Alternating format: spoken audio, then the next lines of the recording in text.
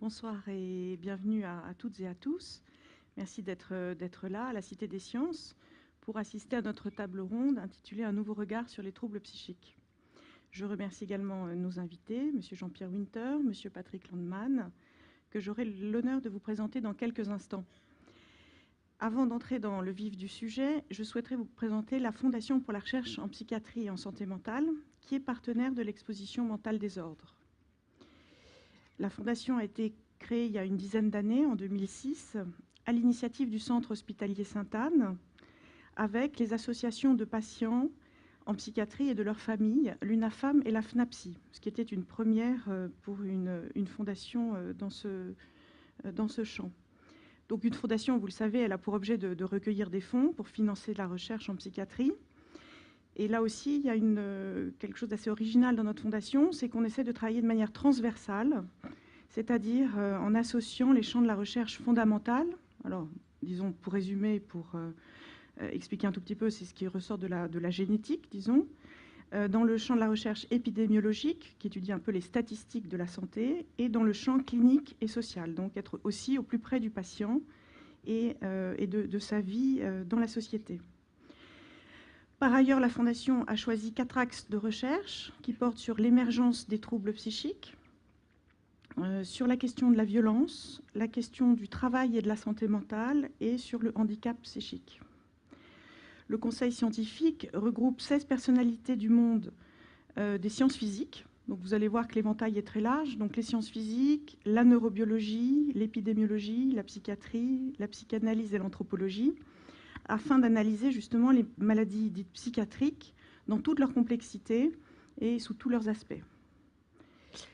La Fondation est placée sous l'égide de la Fondation pour la recherche médicale. Et même si on a toujours travaillé de manière relativement artisanale, on a quand même pu, au fil des ans, grâce à la générosité des donateurs que je remercie ici ce soir, certains sont parmi nous, réunir 1 million d'euros de dons et subventionner avec cela 18 projets de recherche. Ces projets de recherche, il se trouve qu'ils sont répartis dans toute la France, hein, ce n'est pas uniquement Paris, et qu'ils récompensent à parité des hommes et des femmes. Alors c'est peut-être un peu le hasard, mais c'est pour dire aussi qu'on récompense des femmes chercheurs. Pour vous donner un petit peu à comprendre quel type de projets de recherche sont lauréats et subventionnés, eh bien, j'ai choisi de parler d'une part des recherches qui portent sur les troubles psychopathologiques, disons, chez les enfants. Tout d'abord, la recherche du docteur Daniel Rousseau, qui a fait une étude sur le devenir psychopathologique, ce que deviennent des enfants placés en foyer d'accueil avant l'âge de 4 ans à Angers.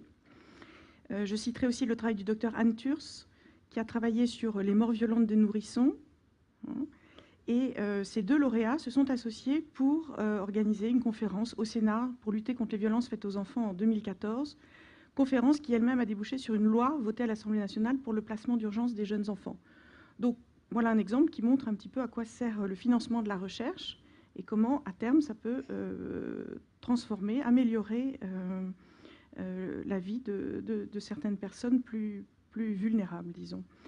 En ce qui concerne les jeunes, parce qu'on sait aussi que l'âge entre 16 et 20 ans sont des moments sensibles, délicats, où peuvent se manifester certains symptômes, certains troubles, eh bien, je vous parlerai de la recherche du docteur Nicolas Ramos et Sébastien Guillaume, qui travaillent tous deux, enfin, Nicolas Ramos à Paris et Sébastien Guillaume à Montpellier, mais ils travaillent tous deux sur l'anorexie mentale. Et avec eux, on a organisé aussi non seulement une conférence sur les troubles alimentaires, mais on a aussi alerté l'opinion publique en lançant une pétition nationale. Voilà, troubles alimentaires, si on arrêtait le gâchis. Et enfin, un des axes qui est pour nous tout à fait important à la Fondation, c'est le travail de recherche sur la schizophrénie. Et je citerai les travaux du professeur Jean-Marie Dagnon et Anne Girsch, qui travaillent à Strasbourg. Et donc différents projets. L'un est dédié à la remédiation cognitive, qui vise à la réhabilitation sociale des personnes qui souffrent de schizophrénie.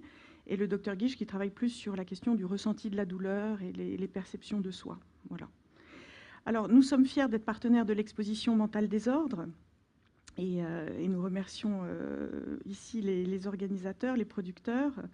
parce que nous partageons une même vocation, mieux faire connaître les troubles psychiques, qui, vous le savez, touchent une personne sur 4 en France, ce qui veut dire qu'au cours de sa vie, soit soi-même, soit dans l'entourage proche ou amical, on va rencontrer quelqu'un qui a des troubles psychiques. Hein. Mais en même temps, c'est quelque chose qu'on a tendance à refouler, dont on ne veut pas entendre parler. Donc je trouve que cette exposition, elle lève le voile un petit peu, et d'une manière originale. Bon, je pense que beaucoup d'entre vous l'ont vu, mais sinon, il faut y courir, parce qu'elle donne à expérimenter ce que c'est que eh bien, des phobies, des moments de tristesse, qu'est-ce que c'est que des symptômes qui relèvent de la psychose.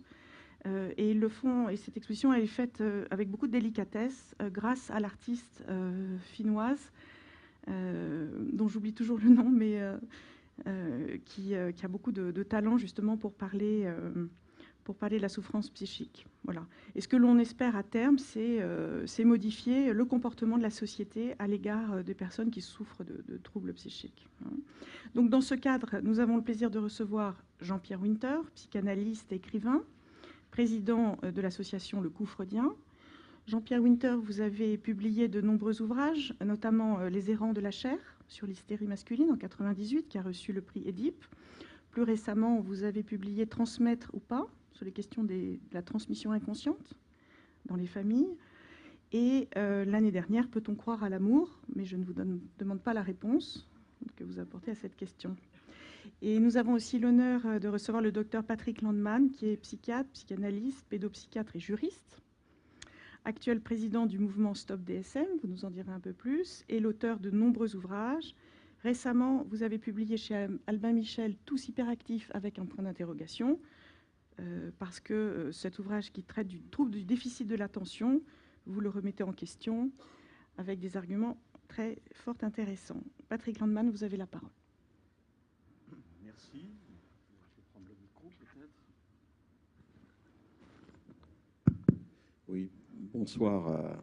Merci Zoé pour votre présentation. Bonsoir à toutes, bonsoir à tous. Donc, qu'est-ce qui a changé le regard, ou qu'est-ce qui peut changer le regard de la société sur les troubles psychiques ou sur les maladies mentales? Alors, j'ai l'intention de développer 3 points. D'abord, la question du diagnostic, ensuite la question des usagers, et enfin la question des classifications, en particulier d'une classification américaine qui est le DSM. Alors, et puis, en introduction, je dirais, pour montrer à quel point c'est utile ce type de manifestation, je crois que le combat contre la discrimination, dont sont encore souvent victimes les gens qui ont des troubles mentaux, et en particulier des troubles mentaux chroniques, pose vraiment des questions extrêmement difficiles. Il y a 2 façons de lutter contre la discrimination, me semble-t-il. La première façon, c'est de considérer, de communiquer que les maladies mentales sont des maladies comme les autres. Et qu'après tout, ça peut même aller jusqu'à considérer que la maladie mentale relève d'un dysfonctionnement cérébral, et que quand on a un dysfonctionnement du cœur, un dysfonctionnement du foie, on n'est pas discriminé. Pourquoi devrions-nous discriminer quelqu'un qui aurait un dysfonctionnement cérébral? Il semble qu'en Angleterre, à plusieurs reprises, on a fait ce type de campagne. On dit par exemple ne pas dire eux et nous, des choses comme ça, avec ce sont des maladies comme les autres, ce sont des gens comme les autres, etc. C'est-à-dire ce que j'appelle mettre l'accent sur la normativité ou la normalité. Et il s'est avéré quand même que ces campagnes ne portent pas souvent leurs fruits, c'est même parfois un fiasco. Et c'est intéressant de savoir pourquoi. La deuxième orientation par rapport à ces campagnes, c'est, je dirais, la solidarité. Et dire, au fond, les gens qui souffrent de troubles mentaux sont plus vulnérables que les autres. Ils sont souvent désocialisés, ils s'adaptent moins facilement. Donc, il faut une solidarité sociale, il faut une solidarité de la société par rapport à ce type de patients, par rapport à ce type d'handicapés. Bon, je crois qu'on peut allier les deux, mais c'est très difficile parce que finalement, quand on met trop l'accent sur la solidarité, on finit par finalement en appeler à l'empathie ou à la compassion, ce qui n'est pas toujours de bonne loi. Et comme je l'ai dit, quand on met l'accent sur la normalité, on met, je dirais, à l'écart tout l'imaginaire qu'il y a sur le mental, tout l'imaginaire qu'il y a sur le psychique, qu'il y a sur la folie. Alors, j'espère que la manifestation là, qui commence saura se dépatouiller en quelque sorte de ces difficultés et permettre une communication éclairée et honnête sur les problèmes qui sont ceux de la maladie mentale et de ceux qui souffrent de troubles psychiques, en particulier de troubles psychiques chroniques. Alors, maintenant, j'en viens plus précisément à mon premier point, le diagnostic. Alors, le diagnostic psychiatrique n'est pas aussi pertinent, ne peut pas être aussi pertinent qu'un diagnostic médical. D'abord parce que bien souvent, dans ma carrière, j'ai entendu des gens me dire qu'ils avaient reçu plusieurs diagnostics. On leur avait d'abord dit qu'ils avaient des phobies sociales, ensuite on leur a dit qu'ils étaient bipolaires, parfois même on leur a dit à la fin qu'ils étaient schizophrènes, ça arrive. Donc c'est bien rare qu'en médecine on dise à quelqu'un bah, vous avez un cancer du poumon, puis après on dit ah ben non, vous avez plutôt une sclérose en plaques, non finalement vous avez une maladie de Parkinson. Je veux dire, il y a des erreurs médicales, mais on peut pas, c'est quand même l'exception. Alors qu'en psychiatrie, finalement, on désigne pas vraiment quelque chose de repérable comme peut l'être. Pourquoi? Parce que actuellement, aucun diagnostic psychiatrique ne peut être fait sur des marqueurs biologiques, sur des examens de sang, sur des examens radiologiques, même les plus poussés. Ça n'existe pas. Actuellement, les seuls éléments qui permettent de faire un diagnostic, ce sont effectivement des éléments cliniques élargis. On peut interroger la parenté, on peut interroger la généalogie, etc., pour voir s'il y a des antécédents. Mais le diagnostic est clinique, ce sont des éléments cliniques. Donc on n'est pas dans un domaine, je dirais, scientifique, et ceux qui prétendent le contraire prennent un peu leur désir pour des réalités et introduisent une sorte de fiction qui est tout à fait dommageable. Donc actuellement, c'est clinique. Donc le diagnostic psychiatrique n'est pas précis. Il ne donne pas une conduite à tenir. On peut soigner des gens qui sont étiquetés schizophrènes de façon très différente, alors qu'en général, il y a un consensus. Alors on essaye de faire des consensus en psychiatrie, mais c'est vraiment, je dirais, aussi difficile que ça. C'est une tour de Babel, parce que regardez ce qui se passe actuellement sur la question de l'autisme est très très significatif. On n'arrive pas véritablement à un consensus comme on peut l'arriver en médecine. Et puis, je dirais, le diagnostic psychiatrique n'offre pas un pronostic. Quand vous dites à quelqu'un, en général, il a telle maladie, on a une idée du pronostic. Pas toujours, mais enfin, on a quand même une idée. En psychiatrie, moi, j'ai vu des gens se rétablir avec des maladies mentales, d'autres ne pas se rétablir. Ça dépend d'énormément de facteurs, d'énormément de paramètres. Donc déjà, une réserve sur la validité scientifique du diagnostic psychiatrique, sur sa validité en général. Le problème, c'est que je vais vous donner un exemple plus, je dirais, issu de ma pratique. Il y a des années de cela, j'étais un jeune praticien, psychiatre, psychanalyste, et je reçois un homme qui vient à ma consultation en libéral et qui commence à me parler de ses difficultés, de ses empêchements, de ses symptômes, tout ça, de tout ce qui ne va pas, ce qui est évidemment le lieu où il devait le faire, et j'éprouve une très forte angoisse en l'écoutant. Je ne comprends pas. Rien dans ses propos ne s'avère menaçant, ni pour lui-même, ni pour moi, et rien dans son histoire qui pourrait faire comme ça une sorte d'écho à des points difficiles de ma propre histoire. Je ne comprends pas. Et puis, je lui propose donc de revenir pour voir, évidemment. Il revient une semaine après, il me dit « Oh, ça m'a fait beaucoup de bien de vous parler ». Et il recommence à me parler de ses difficultés un petit peu différemment. Et je rééprouve absolument la même angoisse. Et je ne comprends toujours pas. Alors, je me dis, je vais en parler.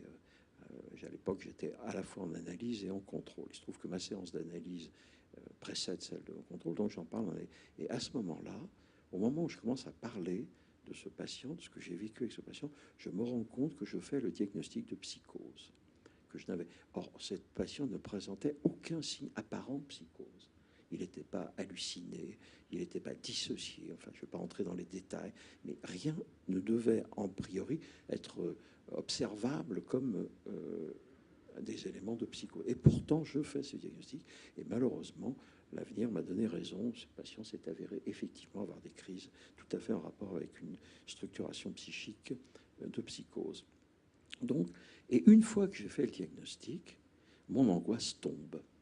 Je ne suis plus angoissé, je suis beaucoup plus à l'aise pour parler de ce patient et il s'est avéré pour l'écouter, etc.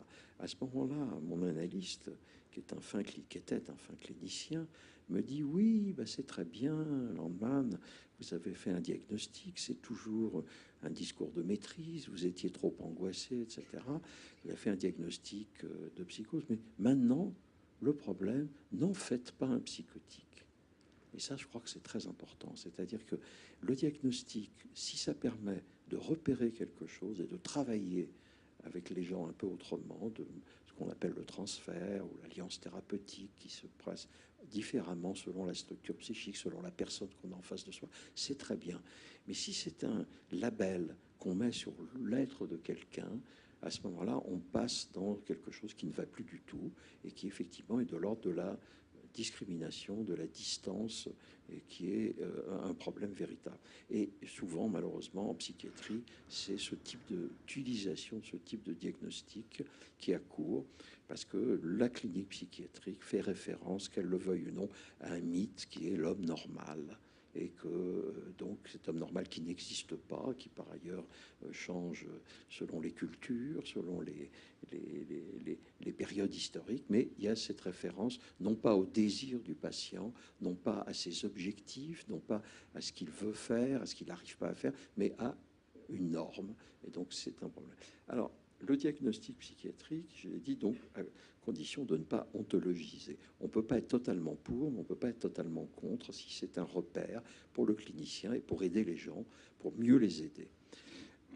Par ailleurs, encore une fois, quand j'étais jeune, on ne donnait pas de diagnostic. Pourquoi on ne donnait pas de diagnostic? Parce qu'évidemment, c'était discriminant, parce que l'annonce était très pénible et qu'on ne pouvait pas, et qu'en plus, on avait l'idée que c'était un peu insultant que de dire à quelqu'un, vous êtes schizophrène, vous êtes paranoïaque, ou je ne sais quoi.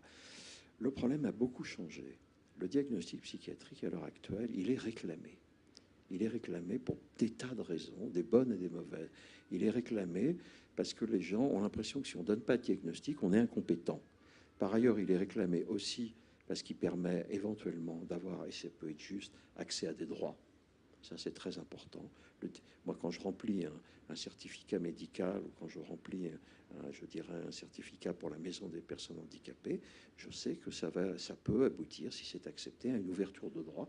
Et encore une fois, c'est justifié que les gens qui sont handicapés ou que des enfants handicapés soient aidés par la société. Ça s'appelle la solidarité. Moi, je suis pour. Le problème, évidemment, c'est que ça peut donner lieu à des abus, à des effets pervers, comme on dit, mais ça, mais c'est vrai que le diagnostic peut être réclamé pour cette raison-là. Et il a par ailleurs, je dirais, changé aussi dans la mesure où il est, je dirais, plus facile, et je reviendrai à mon troisième point, qui est quand je serai à mon troisième point, j'en parlerai, il est plus facile de dire que je suis bipolaire, que de dire j'ai une psychose maniaco-dépressive. Il est plus facile de dire j'ai des TOC que de dire j'ai une névrose obsessionnelle. Donc le langage a changé et du coup c'est plus facile, un tag, un TOC, etc. C'est plus up-to-date que ce qui était l'ancien langage clinique, en particulier utilisé par les freudiens, qui est le langage qui a l'air comme ça, qui pour moi est très important encore, je le précise, mais qui a l'air un peu has-been par rapport à cette nouvelle langue, à ce nouveau langage dont je parlais. Alors, le diagnostic, donc ouverture de droit, le diagnostic plus démocratique, plus populaire, et puis surtout on peut faire de l'autodiagnostic. Moi j'ai des tas de gens qui viennent me voir en me disant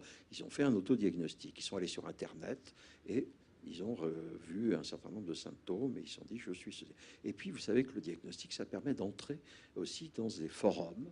Ça permet d'entrer sur Internet, ça permet d'entrer dans des clubs de gens qui souffrent de TOC, qui souffrent de TAG, qui souffrent de bipolarité, et ça crée un lien social. Ça peut même permettre une organisation, d'entrer dans une organisation d'usagers, etc. Donc ça a une utilité, une multi-utilité, je dirais, ce diagnostic psychiatrique. Ça a beaucoup changé, et donc il faut s'adapter à ces changements, qui sont des changements culturels, et qui sont à mon avis, pas que défavorable, bien au contraire.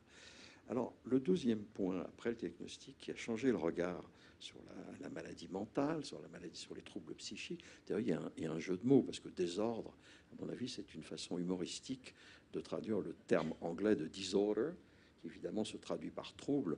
Et c'est pas le disorder, c'est pas un désordre, c'est un trouble. Mais je trouve que c'est très bien d'avoir parlé de désordre. Parce que, alors, le deuxième point est très important.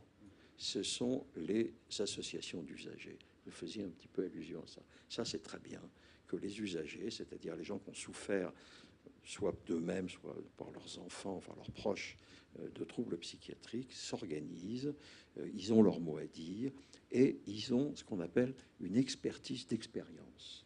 Et cette expertise d'expérience, elle doit collaborer, elle doit être intégrée. Et d'ailleurs, en Angleterre, le Royal College of Psychiatrists, qui est effectivement l'équivalent de l'association de tous les psychiatres anglais, ne prend plus aucune décision sans avoir au préalable, je dirais, consulté et demandé l'avis d'un certain nombre d'associations d'usagers qui sont représentatives. Donc, les associations d'usagers, c'est très bien. Ça permet effectivement... D'abord, ça permet une insertion sociale, souvent, d'un certain nombre de gens. Ça permet à ceux qui ont une expertise d'expérience d'aider ceux qui sont en plein dans la, je dirais, dans les troubles, qui sont en plein dans la maladie, leur dire voilà comment moi je m'en suis sorti. Et souvent, c'est plus facile d'entendre l'expérience de quelqu'un que d'entendre l'expérience clinique de quelqu'un qui est en blouse blanche et qui est à distance. Bon, ça ne veut pas dire qu'il y ait une contradiction. On peut collaborer. Je sais qu'on peut collaborer avec les associations d'usagers, mais c'est vrai que s'ils ont une expertise d'expérience qui n'est pas la même que l'expertise, je dirais, clinique ou l'expertise scientifique des psychiatres, des psychologues cliniciens ou de tous les gens qui travaillent dans le champ de la, je dirais, de la psychiatrie. Alors, ces associations d'usagers, je dirais, parfois, malheureusement, sont dans un activisme médical qui est très compliqué. Et si il est logique de lutter contre la sous-citoyenneté de certains malades mentaux chroniques, quand je dis sous-citoyenneté, je veux dire très précisément, les malades mentaux chroniques n'ont pas les mêmes droits que les citoyens lambda. Pourquoi ? Concernant la parentalité, on leur confie moins souvent les enfants, alors que moi je dis qu'on peut avoir une maladie mentale chronique et être un très bon parent. Et on leur confie, de fait, on leur confie moins les enfants, donc ils sont défavorisés dans la parentalité. Ils sont défavorisés également quand ils portent plainte. Alors il arrive qu'ils portent plainte parce qu'ils ont un délire, mais il arrive qu'ils aient le droit de porter plainte parce qu'ils subissent un dommage. Donc là aussi, leurs plaintes sont moins suivis, il y a des statistiques très précises, sont moins suivis, sont moins, je dirais, prises en considération par les autorités judiciaires et les autorités policières qu'à partir du moment où on a une maladie chronique, maladie mentale chronique. Par ailleurs, il y a des pays où on ne peut pas entrer si on a une maladie mentale chronique ou un enfant autiste ou un enfant handicapé mental. Donc il y a des discriminations, il y en a d'autres. Donc il est tout à fait logique qu'on lutte contre ces discriminations, parce que c'est... Et puis il y a, je dirais, la grande discrimination, enfin idéologie de discrimination, qui est la question de la sécurité. C'est-à-dire que la maladie mentale est associée à violence, est associée à insécurité, ce qui est évidemment un abus. Parce que je signale une chose, c'est que s'il arrive effectivement que certains malades mentaux s'avèrent être violents, et en particulier ceux qui ne sont pas suivis et ceux qui ne sont pas dépistés. C'est vrai aussi pour certains autres, c'est indiscutable. Mais c'est une grande minorité. L'immense majorité des malades mentaux n'a pas cette violence qu'on leur prête. Et assimiler maladie mentale avec violence, c'est un choix idéologique. Mais moi, je ne peux pas adhérer à ça, et c'est absolument pas avéré sur le plan scientifique. Maintenant, il faut savoir une chose, c'est que les malades mentaux eux-mêmes subissent beaucoup de violences. C'est-à-dire que comme ils sont vulnérables, ils subissent beaucoup plus des violences que le moyenne de la population. Donc la violence, il faut aussi l'avoir de ce côté-là. Et c'est effectivement de ce point de vue-là que les associations d'usagers jouent un rôle très positif. Mais encore une fois, il y a des limites. Et actuellement, on a un certain nombre d'associations d'usagers qui sont dans un activisme politique, un activisme médical qui, à mon avis, essaye d'obtenir par un lobbying ce que la science ne leur donne pas, ce que la science ne peut pas leur donner, et ils essayent de l'obtenir par des lois, par un lobbying. Donc ça, c'est un véritable problème. Alors, s'il me reste encore quelques minutes, j'en viens donc à mon troisième point, celui qui me tient à cœur, puisque, comme l'a expliqué Zoé Loca, je suis président de Stop DSM. Le regard sur la maladie mentale a aussi changé à partir des années 80. Pourquoi? Parce que les années 80, c'est la 3e édition du Diagnostic and Statistical Manual of Mental Disorder. Je traduis en français, manuel diagnostique et statistique des troubles mentaux. Et c'est à partir des années 80, cette version 3 a abandonné toute référence à la clinique psychiatrique traditionnelle ou presque, et surtout à la psychanalyse, à la psychopathologie. On s'est contenté de décrire des comportements observables. Alors tout ce qui est observable a l'air plus scientifique que ce qui n'est pas observable. Alors c'est vrai qu'il y avait des raisons à cela. En particulier, quand vous montriez un patient à plusieurs psychiatres ou à plusieurs psychologues cliniciens, ils avaient tous un diagnostic différent. Or, si on veut expérimenter des médicaments ou si on veut parler d'épidémiologie, il faut quand même savoir de quoi on parle. Donc c'est une des raisons pour lesquelles ils ont essayé de rendre les choses, le diagnostic plus fiable. Parce que le diagnostic, il doit être fiable, il doit être valide, il doit être éventuellement utile, et je dirais, il doit surtout avoir une certaine sensibilité, c'est-à-dire faire la différence entre plusieurs troubles. Or, malheureusement, il s'avère avec le temps que qu'est-ce qui s'est passé? C'est que cette recherche de fiabilité, cette recherche d'utilité, cette recherche de validité a abouti à quelque chose qui s'appelle un surdiagnostic, c'est-à-dire que tous les comportements maintenant sont diagnostiqués. Je vous donne un exemple. Le deuil, vous perdez un être cher au bout de 15 jours. Si vous êtes toujours triste, si vous êtes toujours ralenti sur le plan psychomoteur, si vous êtes toujours insomniaque, anxieux, si vous n'avez plus envie d'aller au travail, vous n'êtes plus considéré comme endeuillé, vous êtes considéré par la version 5 du DSM, vous êtes considéré comme déprimé, donc passible éventuellement d'un traitement antidépresseur. Et il y a de plus en plus de taux. J'étais l'autre jour dans le RER, j'allais à Charles de Gaulle et il était 3 heures de l'après-midi, c'était tranquille et tout le monde avait un smartphone, tout le monde avait un appareil comme ça, pianotait ou écoutait de la musique. Et je me disais, est-ce que ces gens savent que dans le DSM-6, ils vont probablement avoir un trouble mental qui s'appellera l'addiction au smartphone, l'addiction, etc. Il y a déjà l'addiction Internet. Et comme je disais en rigolant dans une radio qui m'avait interviewé, le 12 mai 2013, la version 5 du DSM est parue.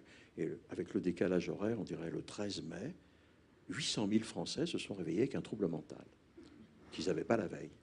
Voilà, c'est ça. C'est-à-dire que maintenant, il faut savoir qu'avec les troubles psychiques, c'est tout le monde. Vous donniez une statistique, elle est probablement plausible, mais sinon, c'est un enjeu fondamental parce que qu'est-ce qui se passe? Par exemple, quand on dit qu'est-ce que c'est qu'un trouble anxieux généralisé, si on dit c'est quelqu'un qui a une angoisse terrible, qui est vraiment, je dirais, invalidante, permanente, sans justification évidente, et pendant 6 mois, on va avoir, dans ce cadre-là, on va inclure, par exemple, un exemple, 300 000 Français, 300 000 gens qui vivent en France.